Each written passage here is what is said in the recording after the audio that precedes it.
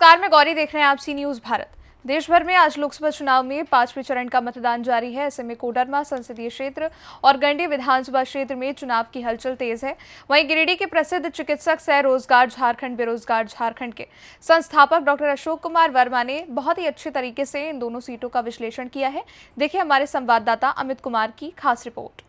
नमस्कार, सी न्यूज भारत की ओर से आज हम गिरिडीह शहर के प्रसिद्ध चिकित्सक डॉक्टर अशोक कुमार वर्मा से हम लोग मिलने के लिए आए हैं और यह जानने का प्रयास करेंगे कि कल लोकसभा कोडरमा लोकसभा का चुनाव है और साथ ही गांडे विधानसभा उपचुनाव की भी प्रक्रिया चल रही है, जो कि दोनों चुनाव एक साथ होना तय है। और इसी को लेकर आज हम लोग डॉक्टर साहब से ये कुछ जानकारियां लेना चाहेंगे, क्योंकि डॉक्टर साहब राजनीति में थोड़ा बहुत ही मतलब इनका योगदान रहता है और काफ़ी जानकारी भी इनके पास होती है। और इस क्षेत्र में डॉक्टर साहब का बहुत सारे योगदान भी है और बहुत सारे जगहों पे इनकी जो है उपस्थिति भी देखी गई है। अभी हाल ही में प्रधानमंत्री के दौरे में भी डॉक्टर साहब ने अपना योगदान दिया, वहाँ पे कार्यक्रम में भाग लिया था। और तो हम लोग चलते हैं, डॉक्टर साहब से बात करते हैं, देखते हैं डॉक्टर साहब का राजनीतिक दृष्टिकोण क्या कहता है। तो डॉक्टर साहब, कल चुनाव है और आपको कैसा लग रहा है यहाँ जो भी प्रत्याशी जो खड़ा है, जैसे बीजेपी के केंद्रीय मंत्री देवी जी हैं और निर्दलीय से जयप्रकाश वर्मा जी हैं और इंडिया गठबंधन के प्रत्याशी के रूप में बगोदर के विधायक विनोद सिंह जी भी मैदान में डटे हुए हैं। आप इन तीनों में किनकी मजबूती आपको दिख रही है? जोहार, नमस्कार। आप सबों को चुनावी महापर्व में मेरे ओर से बहुत बहुत शुभकामनाएं। आज हमारा गिरिडीह जिला और कोडरमा जिला में जितने भी प्रत्याशी हैं, सभी अपने अपने दाव लगाए हुए हैं, सब अपने अपने चैलेंज कर रखे हैं, हमारा जीत हमारा जीत। आज हमारे यहाँ का पब्लिक, हमारे यहाँ का युवा एक नई शक्ति के साथ उभरा है और सारे लोग मत का अधिकार देने से पहले अपना एक बड़ा मुद्दा बना के रखा है। इस मुद्दा के पीछे जिनकी पल्ला भारी होगी उनकी जीत पक्की होगी। यहाँ बात है कि मुद्दा हमारा बेरोजगारी है, मुद्दा हमारा भुखमरी है, मुद्दा हमारा आज के डेट में शिक्षा नीति है। झारखंड में जो युवा बेरोजगार है, झारखंड की जो सरकार जितने भी पिछले साल रहा है, जो अभी प्रेजेंट में जो सरकार चल रही है, इससे लोगों को निराशा ही निराशा मिला है।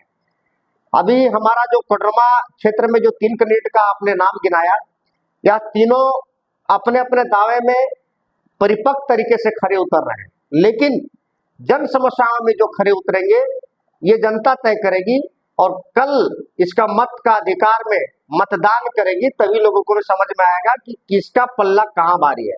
हाँ, ये चीज तो साफ दिखने को मिल रहा है कोडरमा में कि आज जो इंडिया गठबंधन का कैंडिडेट है और जो भाजपा कैंडिडेट का कैंडिडेट है, ऑलरेडी केंद्रीय मंत्री रह चुकी श्रीमती अन्नपूर्णा देवी जी, और आज हमारे बीच एक निर्दलीय कैंडिडेट का चेहरा खड़ा है जो पिछले दिनों जेएमएम से टिकट ना मिलने के कारण, इंडिया गठबंधन से ना मिलने के कारण वो आज निर्दलीय के रूप में भी भारी दिखने को मिल रहा है।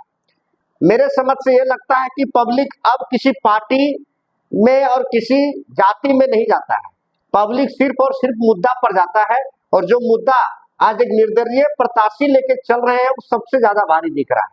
वह मुद्दा किसी भी, चाहे तो वो इंडिया गठबंधन का प्रत्याशी हो, चाहे तो वो बीजेपी की प्रत्याशी हो, यहाँ कहीं दिख नहीं रहा है कि लोग का मुद्दा में भारी पड़ रहे हैं। मुद्दा में भारी पड़ रहे हैं तो निर्दलीय प्रत्याशी है प्रोफेसर जयप्रकाश वर्मा जी, इसलिए भारी पड़ रहे हैं कि ये व्यक्ति विशेष के साथ साथ आज जो चुनाव का माहौल में एक नया ताजगी लाए हैं, वह है सबसे बड़ी ताजगी है शिक्षा का मुद्दा, जिन पर इनका पिछले 5 साल में भी बहुत आवाज उठाते रहे हैं। और मैं भी बेरोजगार झारखंड रोजगार झारखंड के तहत युवाओं को रोजगार के प्रति युवाओं को शिक्षा के प्रति जागरूक करने का प्रयास किया हूँ। इसी के साथ आज मैं जो देखने को मुझे मिल रहा है वह तीनों प्रत्याशियों में से तीनों प्रत्याशियों में से निर्दलीय प्रत्याशी भी अपने को कम नहीं है और एनडीए और इंडिया